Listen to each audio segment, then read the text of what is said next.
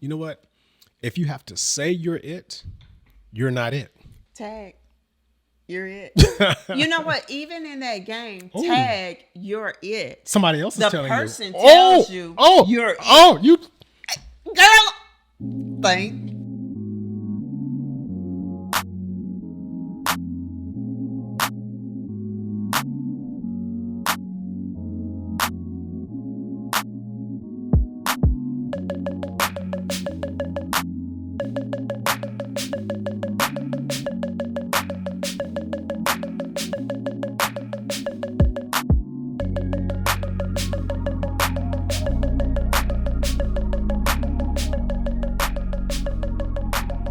Hey, everybody. Hey, everybody. Welcome to Sip and Share. Sip and Share. Sip and share now. Sip and Share. Oh, let's sped up. Sip and Share. Hey, Sip hey, and Share. Oh, Sip and Share. Sip and Share. let's go. You like coming it? along. You You sped like up it? to my version, right up to my speed. That's what I'm talking about right there. Yo. You went to my speed. Nah, not brother. Since you singing and you're in a good mood and everything, I would like to know what is in your cup. I want you to tell me what's in my cup because you fixed it. I made it. It is some coffee. Fixed and made are the same. Was it broken? In Southern. Was it broken? It was broken apart. It was deconstructed. Yes. And you fixed it. But something being deconstructed doesn't necessarily mean it's broken. Anywho. You are drinking some Keurig made Cafe Verona Starbucks coffee with some cream and some of your it's just called Sweetener. It's just called I'm okay with it. sweetener. Sweetener. It's in a blue box, Walmart brand. Sugar in the raw, baby. That's how you do it. Man, it's hot, babe. Ooh, That's good. Wow. These cups hold heat right That's up. that Pentagon coffee. It's good. Hey. Babe, you did pretty good though. Hey. You did pretty good though. Promote that brother. Let him also bring donuts. Anywho, so today, me and my lovely husband is that a bad term? That's not a bad term at all. Not a bad term. Okay, so me and my lovely husband, we were sitting on the couch and just discussing the whole idea of positions, leadership, things like that. And he made this statement that he came up with. So what is your little statement I'm sorry. Hey, What it's is actually your kind of short. statement that you made up? Little's accurate because it's kind of short, actually. And I'll give you just a quick 30-second history. It came from a coworker of mine early on in my career. And he sat down the hall for me, and outside of his door, he had, we call them call signs. It's just a nickname. He gave himself, first of all, you never give yourself a call sign or a nickname, but he gave himself his own call sign, AKA nickname. And outside of his door, he put this piece of paper and wrote, "The boss." The boss. The boss. What the heck? He called himself the boss because he was in charge, essentially. So he put a thing that said the boss where his name tag is supposed to be. Wow. And when that happened, I thought to myself, you know what? If you have to say you're it, you're not it. Tag, you're it. You know what? Even in that game, Ooh. tag, you're it. Somebody else is The telling person you. tells you you're it. You Girl got thinking going on today. you just spit some knowledge right It's there. that coffee. Because even It's that coffee. We're Even going to in- save the world when he go to Pentagon, even y'all. in the game of tag, somebody else is tagging you and telling you You're you're it. You're not running around, I'm it. Well, actually, yeah, you do. I think we did used to run around. No, you don't want to say you're it. You actually don't want to say you're Oh, it they be in like, you're tag it. because, like, let's say if I wasn't around where you got tagged, you could easily tag me because I didn't know you were it. That's I like Yeah, how you so just you were tied that in. quiet about being it. So here's the thing, guys. We had much of a conversation of, a lot of times individuals are put into situations where you are supposed to be the leader, you are supposed to be the CEO, you are supposed to be the boss, the supervisor, these type of things. Do you need to project it? Do you need to say it? Yeah. Do you need to say it? Does it even need to be acknowledged? You know, it's on the paper. You're getting paid the amount, but does it need to be projected in a way to solidify who you are? Do you need, Yeah. and for you more vulgar, profane people out there, you can add a SH onto it, and you know what I'm saying, in front of it, and say, if you have to say you're the sh, you're not the sh, you know what I'm saying? So, so in other words, shh, be quiet. Don't have to say it. Sit down, be humble. You sit down, you know be what I mean? humble. So it's kind of like we had a discussion too about, if I walk into a crowded room, Yes. right, and I saw an event happening, and there was a lot of stuff going on, and everybody wore the exact same uniform, outfit, whatever you want to call it. Yeah. If everyone had on the same clothes with no name tags to say the boss, the assistant boss, the boom, I could very likely walk into that room and just look around and go, that person must be in charge. Just because of how everybody's coming to that person, everybody's asking that person for advice. Yeah. They're not walking around having a sign saying, the boss, I'm in charge. Have a question, ask me, like some of those stories we see, right? I think you can figure out who's it just simply by them doing their job, letting your work speak for itself. Yeah. But the thing about it for me is, and I'm practicing this. I haven't been the best at it. A lot of my roles in leadership came at a young age. And sometimes when you are younger, you feel like you have to make a bigger stance for yourself. Sure. I didn't necessarily call myself it, but I definitely didn't call myself it because, I really like to dumb down on that type of thing. But what I did was I projected my presence even more to prove I was it. You saw you just made me still when you did like this. I think I tried to prove I was it. I had it as the title.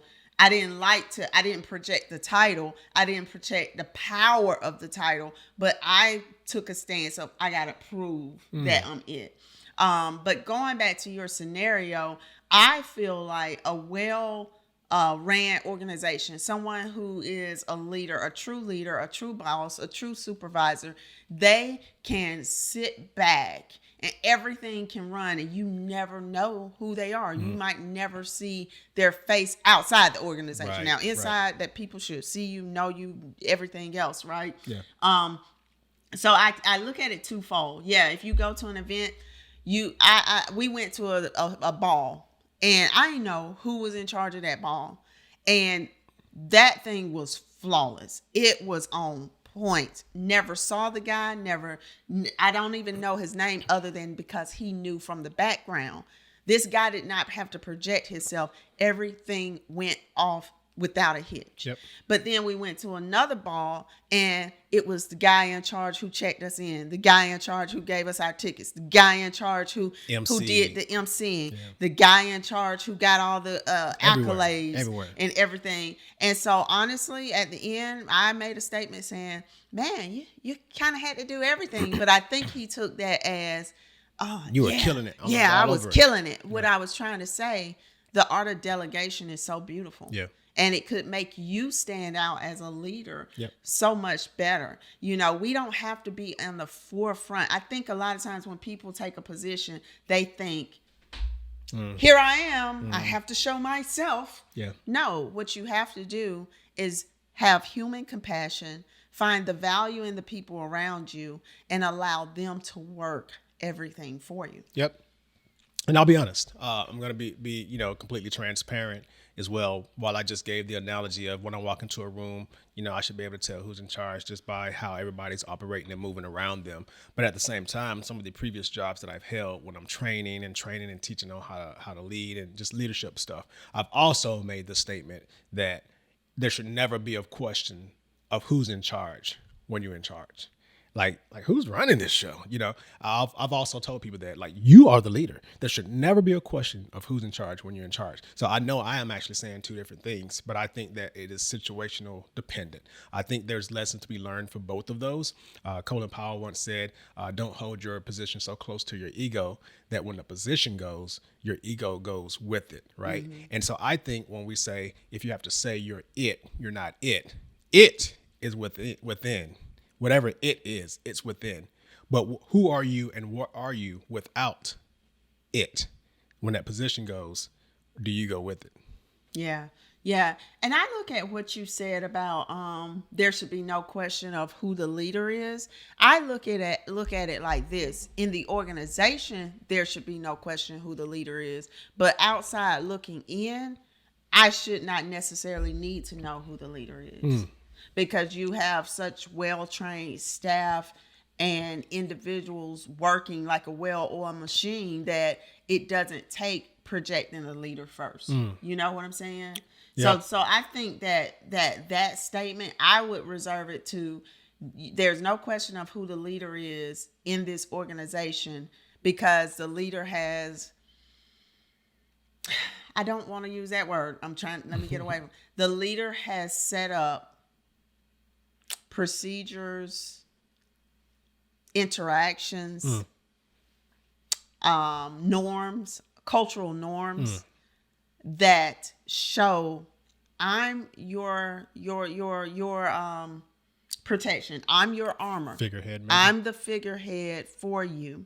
But we are a community together. So I would rather go and see the community versus see the leader than the community. Okay, I feel that. One of the things I used to tell people all the time is when I used to leave my organizations, sometimes I would get, when I come back, oh my God, we're so happy you're back. We've talked, and things like that. Things just don't run the same when you're not here. That can sound like a compliment to some people. It's not a compliment to me because I don't think that my leadership can be judged by how well an organization runs when I'm present. My leadership abilities should be judged by how well an organization runs when I'm not present, when I'm gone, because that lets me know that I have also injected the proper checks and balances and delegation and all that so that the well-oiled machine can keep running without one piece of the cog missing. But I think about the figurehead thing though, and I'm just kind of rolling that around in my mind. We know who when we think of Facebook, we know who runs it. When we think of Amazon, we know who runs it. We think of Google, we know who runs it. We know who Jeff Bezos is. And we know who all these people are, right? So when we think of these organizations, we know, we automatically think of that person. When we go to restaurants and they have the manager's picture on the wall, the Chick-fil-A's and all these, whatever, those are the visual indicators of who's in charge.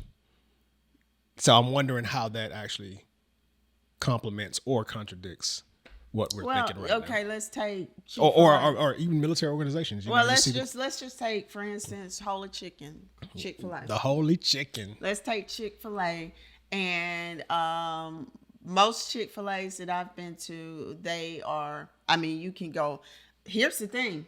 Okay, let's take this for real. Here's the thing. You can go to pretty much any Chick-fil-A in any state and it is ran the same. Yet there are different leaders. And those different leaders of those individual Chick-fil-A's go up to a regional leader. And then that regional leader goes up to this one and then so on and so forth, right? But we don't know all together. Like, I don't remember if the man's name, Dan, I can't remember who's the head now of Chick-fil-A, the grandson, I think. But he's not present. He's not visible in each Chick-fil-A, but those principles are. The principles are but there. The work ethic is. Yeah. And I just think the work ethic, the principles is what matters so much more than saying, I'm in charge. Yeah. We're focused too much on projecting. Sometimes we can get focused on projecting our authority instead of enlightening with the principles and the work ethic and the human compassion necessary to build a great cultural environment. I completely agree with that. Definitely don't disagree. So I do think it's a balance. I think it depends on the state or the status of your organization. If you're just getting off the ground, if you're, midway, or if you're just a well-oiled machine, I think it boils down, for me, from my perspective, it boils down to transformational leadership. Yes. And you have to be able to flex and adjust as needed, just depending upon the needs of the unit, the organization, the business, the people that you're leading. And you have to learn to step in, step out, right? But when that time does come and everybody's being hindered by your presence, you have to know and learn when to step back, step away, step out. Watch it, look, and just let it be, right? You don't always have to be at the forefront, and you don't always have to say you're it, because if you say you're it, then you're not it. You're not it. Yeah. So if you get anything from our video today, it is the people that say you're it. There you go. When you do it, you really just took away your power. Right. The power that you think you have anyway. Because then others are looking at you as having the wrong motives, the wrong intentions for the particular organization. You make yourself unapproachable, and you take away the human compassion part of it. Yep. So be careful in that, guys, and focus on how to build community and not how to build a dictatorship. Yep. Right. Well, I have to tell you, baby, you are it. No, you ain't. But we're at home, so technically, I can't say it. So you gotta say it, cause in the house. Well, I guess you cooking it. You're it. I guess. Oh, we didn't kiss. Oh. You just all backwards. I was toasting to what you said. Let me be a dictator. Now the kiss. Next, the toast. Whew. You're it, man.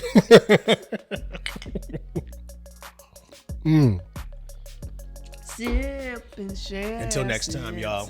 On Sip and Share. Sip and Share. Sip and share. Let's go.